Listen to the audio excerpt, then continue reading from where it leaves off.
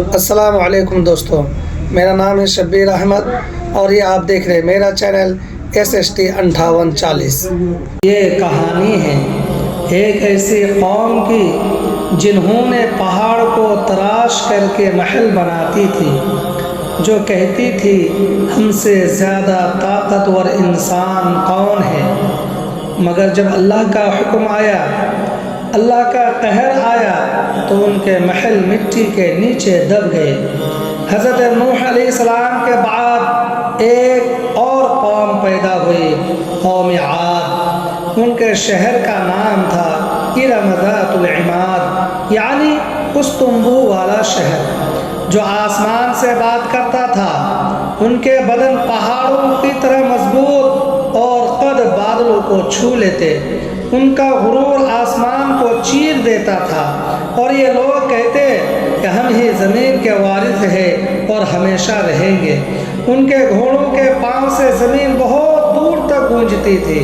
رات کو ان کے چراغوں کی روشنی دور دور تک چمکتی، گویا کہ ان کا شہر زمین پر کوئی تاج ہو، اور وہ اپنی سبھا اور بیٹھکوں میں ایک ہی بات کہتے، ہم جیسے لوگ دوبارہ کبھی پیدا نہیں ہوں گے۔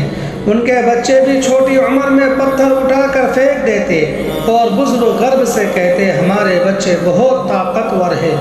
اور قوم عاد کے لوگوں کا عجیب ایک عقیدہ تھا، وہ سمجھتے تھے کہ ہوا ان کے غلام ہے۔ ان کے جوان کبھی وادی کے درمیان کھڑے ہو کر دونوں ہاتھوں کو پھیلاتے اور غرور و تکبر سے کہتے کہ ہوا ہمارے قبضے میں ہے، یہ ہوا ہمارے جسم کی پیروی کرتی ہے۔ بزرگ لوگ اپنے نشست میں بیٹھ کر یہ کہتے ہمارے باپ دادا ہوا کا رخ بدل دیتے اور ہم بھی بدل سکتے ہیں، ہمیں کوئی بھی نہیں روک سکتا۔ طوفان کو دور سے آتا دیکھتا تو ہنس کر کہتے کہ ہوا ہمارے ساتھ ہے، یہ ہم پر بھی نہیں ہمارے دشمن پر پڑیں گے۔ لیکن انہیں کیا پتا تھا کہ یہی ہوا ایک دن ان کے لیے وبال جان بن جائے گی، ان کو نیست نابود کر دے گی، ان کی گھمنڈ چکنا چور کر دے گی۔ عاد کے لوگ بہت اونچے لمبے قد کے ہوتے تھے، ان کے قدموں کے نشان آج بھی پہاڑوں پر موجود ہے، اور ان کے برتن بھی بہت بڑی ہوتی تھی، گویا کہ پورے خاندان کا کھانا ایک برتن میں پک جائے۔ وقت گزرتا گیا، گھمنڈ اور تکبر بڑھتا گیا۔ پھر اللہ نے اپنے نبی حضرت ہود علیہ السلام کو ان کی طرف بھیجا۔ حضرت ہود علیہ السلام نے جب اپنے قوم کو وحدانیت کی طرف بلاتے، ایک اللہ کی طرف دعوت دیتے، گاؤں میں، شہروں میں، بازاروں میں، رات کے اندھیری میں، دن کے اجالے میں، مگر وہ قوم اپنے گھمنڈ اور تکبر سے کہتے کہ اے ہود، تمہارے خدا ہمارے کچھ بھی بگاڑ نہیں سکتے۔ اگر تم سچے ہو، اگر تمہاری بات درست ہے، اگر تمہارے خدا ہے تو ہم پر خدا کا عذاب لا کر دکھاؤ۔ اگر ہم پر عذاب بھی آ جائے تو ہم اپنے طاقت سے ہٹا سکتے ہیں۔ چنانچہ حضرت ہود علیہ السلام نے اللہ کے دربار میں بددعا کی۔ عذاب سے کچھ دن پہلے عاد کی وادی میں ایک عجیب منظر پیش آیا۔ رات میں آسمان سے ایک گہری گونج سنائی دی، نہ بادل گرجا اور نہ بجلی چمکی، مگر وادی میں ایسا لگا جیسا کوئی دور سے پکار رہا ہو۔ عاد کے لوگ اس آواز کو سنتے اور آپس میں یہ کہتے یہ تو ہمارے پہاڑوں کی آواز ہے۔ حضرت ہود علیہ السلام کہنے لگے یہ رحمت کی پکار نہیں۔ دوسری رات زمین ہلکی سی ہلی، مگر اتنی کم کہ صرف جانور بے چین ہوئے۔ انسان ہنس پڑے، زمین بھی ہماری طاقت سے ڈرتی ہے۔ انہیں یہ پتہ نہیں تھا کہ زمین کا آخری اعتراض ہے۔ پھر آیا اللہ کا فیصلہ۔ سب سے پہلے ان پر قہر آیا۔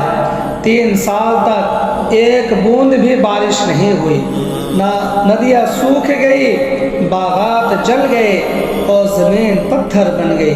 لوگ آسمان کی طرف دیکھتے رہے کہ بارش کب آئے گی، لیکن آسمان سے کوئی جواب نہیں آیا۔